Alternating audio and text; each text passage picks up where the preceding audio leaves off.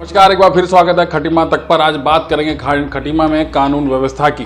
लेकिन सबसे पहले तो मैं आपको बताना चाहता हूं कि खटीमा कोतवाल नरेश चौहान और सीओ श्रीमान वीर सिंह ने जिस तरह खटीमा में अपनी कानून व्यवस्था को दुरुस्त कर रखा है, नशे पर ताबड़तोड़ कार्रवाई भी की है और शांति का माहौल है। लेकिन शांति का माहौल अब विवादों में बढ़ता जा रहा है जब से वहां बाजार चौकी पे संदीप पिखवाल चौकी इंचार्ज बन के आए हैं। संदीप पिखवाल के अगर बारे में मैं बात करूं तो ये विवादों में भी काफी रहे हैं और जब से खटीमा बाजार चौकी इंचार्ज का पद संभाला है उसी दिन से लगातार ये विवादों में है। कभी फल वालों को लेकर और अभी हाल ही में जो एक आज खटीमा बाजार चौकी में महिलाओं ने भी घेराव किया, कई समाज सेवी भी बाजार चौकी के बाहर आके खड़े हुए। मामला था मारपीट का और मामला भी ऐसा था कि जिसका सर फटा वही अंदर, मैं फिर कह रहा हूं, जिसका सर फटा वही अंदर, उसके खिलाफ मुकदमा दर्ज कर लिया है। लेकिन इस पर हमारे संवाददाता गुड्डू खान जब सीओ के पास गए तो उन्होंने बोला कि अभी जांच होगी, अगर गलती दोनों की पाई गई तो दोनों के खिलाफ मुकदमा दर्ज होगा। लेकिन मैं श्रीमान सीओ सदर वीर सिंह से कहना चाहता हूं और श्रीमान नरेश को चौहान जो इसमें कोतवाली के खटीमा कोतवाली के कोतवाल हैं, आप लोग बहुत अच्छा काम कर रहे हैं, लेकिन कहीं ऐसा ना हो जाए कोई बाजार चौकी जाने में भी खबर आए और विवाद बढ़ जाए। देखिए एक रिपोर्ट। एक बार खटीमा की बाजार चौकी फिर विवादों में, और विवादों में इसलिए आखिर नए चौकी इंचार्ज संदीप पिखवाल जी जो आए हैं, जो पहले भी जहां जहां चौकी में रहे हैं वहां वहां विवाद तो होना ही है। अब बाजार चौकी विवाद से कैसे बचे? जिसका सर फाड़ दिया है उसे ही रात से हवालात में बंद करके रखा हुआ है। ये है बाजार चौकी इंचार्ज संदीप पिखवाल, जिन्होंने उसको हवालात में बंद कर रखा है और उल्टा मुकदमा भी दर्ज किया। देखिए हमारे संवाददाता गुड्डू खान की एक रिपोर्ट। तीनों लोगों को यहाँ पे बिठा के रखा है, क्यों रखा है, क्या बिना है और किस तरीके से इनके साथ में अत्याचार हो रहा है। मेरा पुलिस प्रशासन से यही निवेदन है कि अगर मुकदमा होगा तो दोनों तरफ होगा। ये कौन से कानून के पेज में लिखा है कि मुकदमा आप एक तरफा करेंगे? कहीं से कहीं तक नहीं लिखा है कि मुकदमा एक तरफा होगा। मुकदमा अगर होगा तो दोनों तरफ होगा। हम ये नहीं कह रहे हैं कि उनको क्या कहते हैं जेल मत भेजो, अगर उनकी आपको लग रही है गलती है तो उन्हें भी जेल भेजो और इन्हें भी जेल भेजो। बराबर का इंसाफ दो, बराबर का न्याय दो।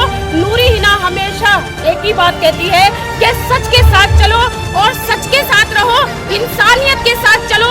अगर आप में इंसानियत नहीं है तो आप इंसान कहलाने के लायक नहीं हो। अगर इन महिलाओं का दर्द इनके पड़ोसी आए हुए हैं, बताइए इधर से कौन किसके पड़ोसी आए हुए हैं? सारे के सारे जितने भी हैं पड़ोसी महिलाएं रहने खड़ी है, बताइए। इनसे आप पूछ सकते हैं कितनी बड़ी दिक्कतों का, परेशानियों का सामना करना पड़ रहा है।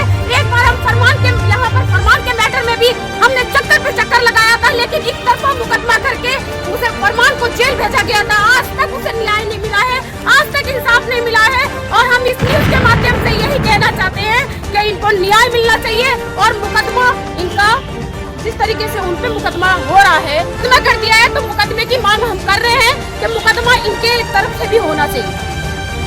आपने इस बारे में बातचीत करी थी, वार्तालाप करी थी आपने एसओएच साहब से, किसी से बातचीत करी थी आपने? देखिए, सबसे पहली बात तो ऐसा है कि जब हम लाइव आ जाते हैं, ठीक है ना, लाइव कर देते हैं और हम इधर उधर खबर फैला देते हैं, तो ये कहते हैं हमारे पुलिस प्रशासन भाई जी, हमारे अशोक भाई जी, हमारे और भी भाई लोग हैं, जितने भी सिपाही हैं, जितने भी पुलिस कर्मी हैं, ये कहते हैं अरे नूरी हिना हमसे क्यों नहीं कहा, आपने हमारे पास क्यों नहीं आई, हमारे पास रिपोर्ट क्यों नहीं लिखवाई, आपने लाइव क्यों कर दिया। मैं एक सोशल वर्कर हूँ, प्लस एक संगठन से प्रदेश अध्यक्ष हूँ और साथ ही एक अध्यापिका भी हूँ। जय जयकार उनकी।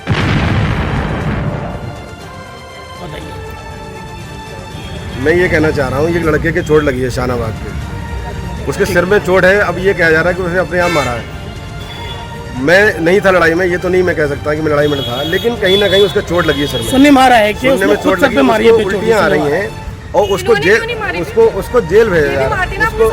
उसको जेल भेजा जा रहा है। उसके जेल भेजा जा रहा है, तो कहीं ना कहीं ये भी प्रशासन, जो कानून सबके लिए है और न्याय सबके लिए है। कानून ये क्या न्याय जो बना है किस लिए बना है, ये जनता के लिए बना ना। अगर कहीं ना कहीं अगर झगड़ा हुआ आपस में तो या राजीनामा करवा या राजीनामा ना, दोनों केस करके दोनों को फिर मुकदमा करा जाए। एक तरफा उसके चोट लगी सिर में और उसी को जेल भेजा जा रहा है, तो ये कहीं ना कहीं नाइंसाफ़ी है। एक लड़का शानाबाद है, उसके खून की उल्टियाँ आ रही हो, उसके सर में कहीं ना कहीं सीटी स्कैन की जरूरत है। अगर इसका जिम्मेदारी कौन लेगा? प्रशासन जिम्मेदारी कौन लेगा? आपने उसका मेडिकल वगैरह कराया था? मेडिकल करवाया, मेडिकल में करवाने के बाद में कोतवाली में दे दिया गया, हमने एक FIR भी दे दी है, उसको मेडिकल भी 3 लोगों को दे दिए हैं और उस लड़के को चक्कर आ रहे हैं और उसके ऊपर मुकदमा करके उसे जेल भेजा जा रहा है। कहीं ना कहीं ये चीज़ गलत हो रहा है। तो हम ये चाहते हैं कानून से, ये हमारी कोई दुश्मनी नहीं, हमने कोतवाल साहब से कल करी थी, लेकिन कहीं ना कहीं राजनीति दबाव में इसमें कुछ लोग इसमें दिया जाएगा। हम तो ये नहीं चाहते कि किसी के साथ नाइंसाफ़ी करा जाए। हम समाज सेवक हैं, हमेशा हम समाज सेवक रहते हैं और समाज के लिए हम लोग खड़े रहते हैं हमेशा। हम कभी किसी से दुश्मनी नहीं लेते हैं। Thank you. दिया जाएगा। हम तो ये नहीं चाहते कि किसी के साथ नाइंसाफ़ी करा जाए। हम समाज सेवक हैं, हमेशा हम समाज सेवक रहते हैं और समाज के लिए हम लोग खड़े रहते हैं हमेशा। हम कभी किसी से दुश्मनी नहीं लेते हैं। ये महिलाएं देख रहे हैं आप, साथ में बच्चे भी खड़े हैं और इंसाफ के लिए खड़े हैं, जो खटीमा कोतवाली के बाहर खड़े हैं और कह रही है हमें इंसाफ दो। रात से शहनवाज को हवालात में रखा गया था, उसका सर भी फटा था। हमारे क्या नाम है आपका? मेरा नाम रोजी है। क्या मामला है, क्या बात है? ये मेरे पड़ोस का मामला है और हम सब पड़ोसी हैं। मेरा भाई है, चाचा का लड़का, उसका दानिश भाई से झगड़ा हुआ है। झगड़ा नहीं हुआ, उन्होंने अपनी तरफ से निकाली है जो उनकी खुंदस है, आपसी खुंदस है। अब वो रीजन खुंदक किस बात की थी? क्या खुंदक थी, कुछ जानकारी है? कौन आता है? दानिश भाई।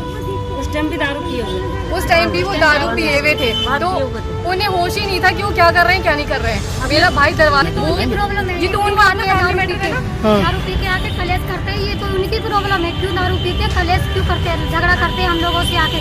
हम लोगों की कोई बात नहीं है उन लोगों से, बोले नहीं, कोई रिलेक्शन नहीं है हम लोगों का उनसे। वो हमारे पड़ोसी हैं, पड़ोसी हैं, वो हमारे पड़ोसी के नाते जान पहचान है, हो ही जाती है, हर किसी की हो जाती है। फिर क्या हुआ?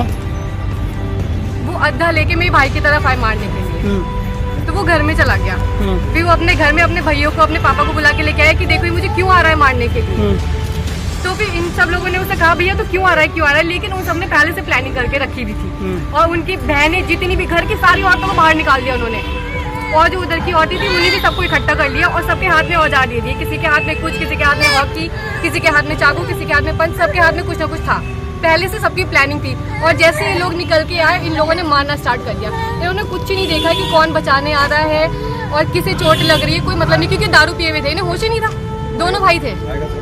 भाई की एक गाड़ी वाले भी सज्जन थे, जिन्हें किसी ने देखा ही आज तक देखा ही नहीं। हाँ, वो थे कौन? वो गाड़ी वाले थे, टोपी वाले थे, तो उन्होंने ये उल्टी गवाही दी कि हमारी दानिश की घरवाली को इन लोगों ने कॉलर पकड़ के खींचा और मारा। आप कौन है जिसकी चोट लगी? आप उसके कौन है? मैं तेरा भाई हूँ, तेरा भाई। बदतमीजी तो ये दानिश का क्या है? मेरे भाई की चोट लगी, इतनी चोट लगी है उसके कि आप अब भी उसके वो करेंगे ना, वीडियो बनाएंगे तो आप देखेंगे। और इधर के लोगों के आप वीडियो बनाना, दानिश भाई की तरफ की, उन्हें किसी का खरोच भी नहीं है और इसको वो फूटा पड़ा है, फिर भी पुलिस वालों ने उसे अंदर रखा है। 3 दिन हो गए, कार्रवाई हमारी तरफ से कोई नहीं है। अगर कार्रवाई सुना आपने, ये महिलाएं अपनी पीड़ा बता रही हैं कि उसको हवालात पे रखा हुआ है, जिसका सर फाड़ा वही थाने हवालात में है, उसी के खिलाफ मुकदमा दर्ज हुआ है। देखते रहिए खटीमा तक।